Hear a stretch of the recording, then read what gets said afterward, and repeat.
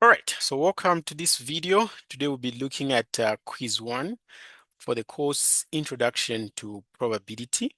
So this quiz is very simple and it only has 4 questions. Okay, so we're going to look at all the questions that are in this quiz step by step, so that you get to understand how to solve these questions in the final exam. Okay, so we'll begin our solving from this question, number 3, and I hope you guys will follow through step by step so that you actually know how to present your answers in the final exam. So let's start the solving. So question 3 says, suppose A and B are events with the probability of A being P, probability of B being 2P, probability of A union B being 0.75. Evaluate P and find the probability of A given B. This is a conditional probability. If A and B are independent events. So first of all, we have to remember these rules here. So for any two events, let's say A and B, the probability of this event A union B will always be equals to probability of A plus probability of B, then minus probability of A intersection what? B. So if you just get any two events, okay, the probability of either of them happening is given by this. And then we know that for independent events, the probability of A intersection B will be equals to what? Probability of A multiplied by the probability of B. Okay, and then for mutually exclusive event, it means these events cannot take place at the same time. We know that for mutually exclusive events, the probability of their intersection is simply what? Is simply 0. Okay, so that's some important information to know. All right, so here they're saying evaluate P, okay, if A and B are independent events. So we're going to use this rule here. So probability of A union B, you've been given, it is 0.75 is equals to probability of A, it's P, probability of B is 2P, and then minus. What is the probability of A intersection B? Remember, they've said the events are independent. So I can use this guy here. So it will just be P multiplied by 2P. Okay, so that is what I have there. So this will just be P plus 2P minus 2P squared, 0.75. So now what is 0.75? 0.75, this part here is the same as 3 over 4 is equals to P plus 2P minus 2P squared. So what I do now here is just multiply throughout by a 4. So that this cancels out. So I mean with 3 is equals to 4P plus 8P minus 8P squared. Okay, and then let's put everything together. So this will be, this guy goes to the other side, so it will be 8P squared. This here will be 12P, but it goes to the other side, so it is minus 12P. And then I have plus 3 is equals to 0. So in short, I just have a quadratic equation. Okay, so to find the value of P, I have to solve that quadratic equation. So that quadratic equation, you can't solve it by the factor method. We have to use the formula method. Okay, so this part is my A, this is my B, this is my C. So I use the formula method. P will be equals to minus B plus or minus the root of 5 squared minus 4AC divided by 2A. So this will be equals to my B is minus 12 plus or minus the root of minus 12 squared minus 4. My A is 8, my C is 3, divided by 2 multiplied by 8. So this will just be, this is 12 plus or minus, this here will be what? 44, 144, sorry. minus, and then here I have 4 multiplied by 8 multiplied by 3. So that is 96. And then divided by, down there I'm going to have 16. So what am I going to have then? Okay, I'm going to have P is equals to 12 plus or minus. Under the root here, to be 144 minus 96. That would be 48 divided by 16. Okay, what do I do with the root of 48? So now root of 48. Okay, but this is not even necessary, but you can just punch this into the calculator. But anyway, so 48 is the same as 16 multiplied by 3. Okay, and then if I distribute this to the 16, I get 4 and then root of 3. So what I have on top there will be 12 plus or minus 4 and then root of 3 divided by 16. And then I'm going to divide all of them by 4. So I divide this by 4, I get 4. I get 3, sorry. Plus or minus, I divide this by 4. This 4 cancels out. I remain the root of 3. I divide this by 4, I get over 4. So that is my P there, okay? But remember, P is representing probability. And probability is always between 0 and what? And 1. So the value of P that we are going to use is the one that gives us a value which is less than 1 but greater than 0. So if I do 3 minus root of 3 over 4, what am I going to get? So punch this on your calculator. 3 minus root of 3 divided by 4. I get 0.31699. If I do the other one, P is equals to 3 plus root of 3 over 4. I'm going to get 1.183012.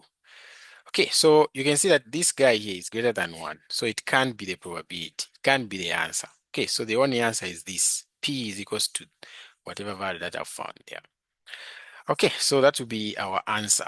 So P on 1 is equals to 0.31699. All right, and then the other part was to find the probability that A given B. So this is equals to, so probability of A intersection B divided by probability of B. But now, A and B are independent events. Okay, so meaning the one on top is the same as probability of A multiplied by probability of what? B over probability of B. So this part cancels out. So this will just be probability of A. But what is probability of A? Probability of A is P, right? And P is equals to this. So this will just be 0.31699. Okay, so any questions there? You are free to ask. A question, sir. Yes, you can ask. I think always I've been struggling on how to arrange a quadratic equation when it comes in the manner that it came there, where we are changing the signs. Mhm. It was a 3 is equal to 2. That is saying it didn't change. What trick is there? Where the trick is? I think your network was cutting. I didn't get what you said. So maybe you can say it again. I'm saying that always I've been, facing challenges on how to arrange the quadratic formula. The quadratic formula or the Where quadratic equation? because what I know from, yeah, the quadratic equation, yeah, the quadratic equation. Okay, so maybe let me write it here so that we can follow nice. So it was Uh-huh. 0.75 is equals to P plus 2P minus 2P Uh-huh. squared. So now I can ask your question. Like the way it is, what if you just, because you know that 0.75 is a constant, right? Mm-hmm.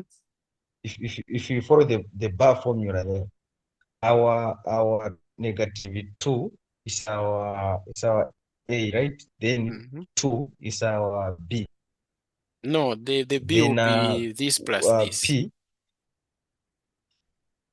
oh yeah, it will be 3. It will be 3P there. So B, it will be Yes. 3. Yes. But when you are crossing, it's more like you have to change this negative sign to become positive. Yes, because I took everything that was here. I took it to the other side. So like it crossed the equal sign. So the sign they had to change. So every time the right part, the one that is crossing the equal sign. No, it's not every time. It depends with what you want. But I think it's easier when you get this guy here. The part that has the squared should always have like a positive coefficient. Then it will be very easy.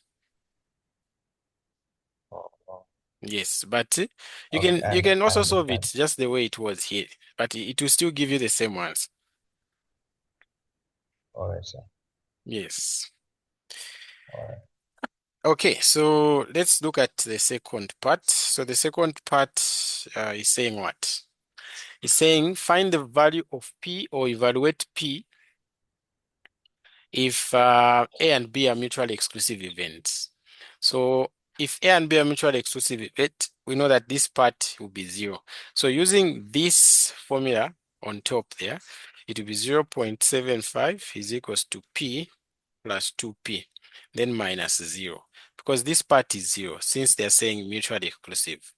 So this will just be 3P is equals to 0.75. I divide by 3, I divide by 3. So P will be equals to 0.5 divided by 3. What is that? 0.75 divided by 3. It gives me 0.25. So the P is 0.25, right? And then now we can find the conditional probability. So probability A given B will just be equals to probability of A intersection B over probability of B. But now this one will be very easy because we already know what this is because the events are mutually exclusive. So probability of A intersection B will be 0. Then it doesn't matter whatever you divide it with, you're still going to get what? 0. So the answer there is just 0. Okay, so if there are any questions, please ask.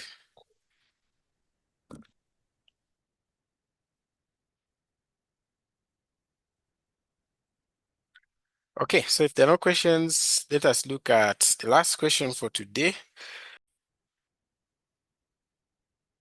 All right, so thank you so much for watching this video. If you'd like to access the full video solutions for that paper, you can find them at discretelearning.com.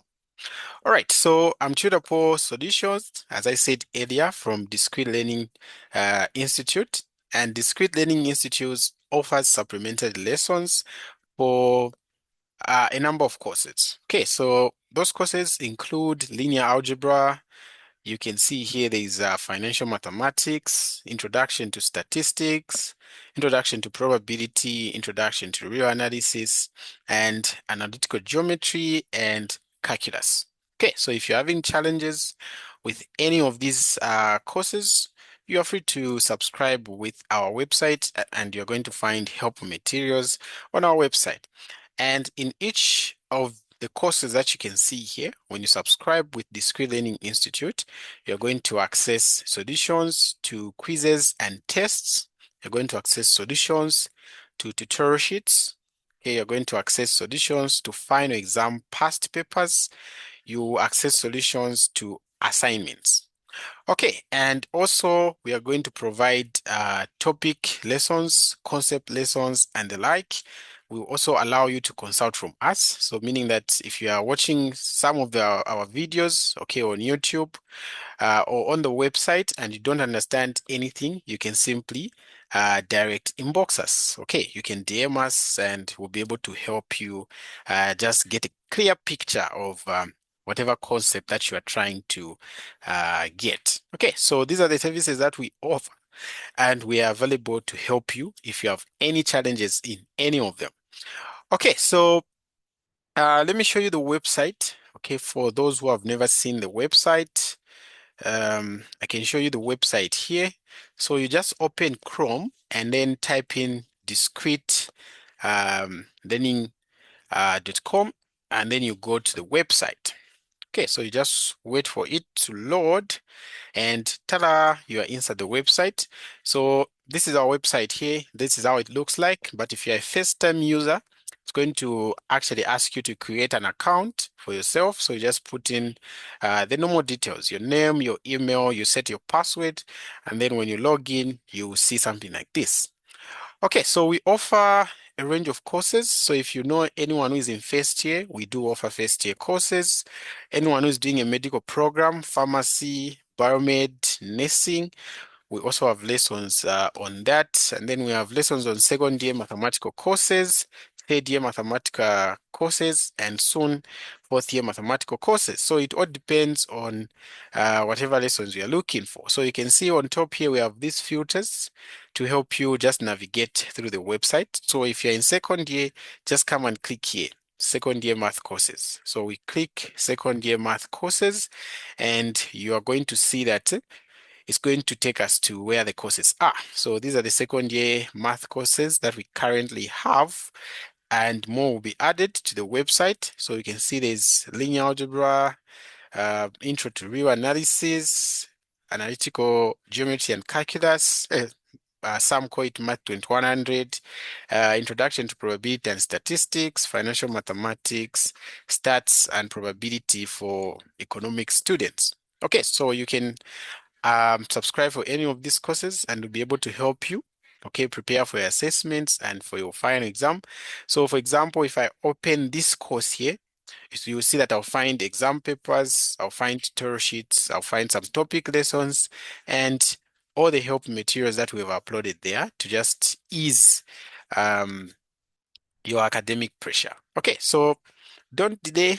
Uh, just head over to discretelearning.com and subscribe for any course of your choice to access helpful materials as you are preparing for your assessments, for your exams, for your tests, and for your quizzes. Okay, so if you want to subscribe, you can actually just check the description in the video below. Okay, it's going to show you a link to our website, a link to a video that helps you create an account if you don't know, and a link to a video that will tell you how to actually subscribe for this course and enjoy the materials that we have. Okay, but if you want to contact me, please do. My number is 0779 96 40 and then 10. So that is Tutor Poul Solutions. You'll be able to reach me when you inbox or call that number. All right, so thank you so much for watching. This has been Tutor Poul Solutions. Until next time, always there for you.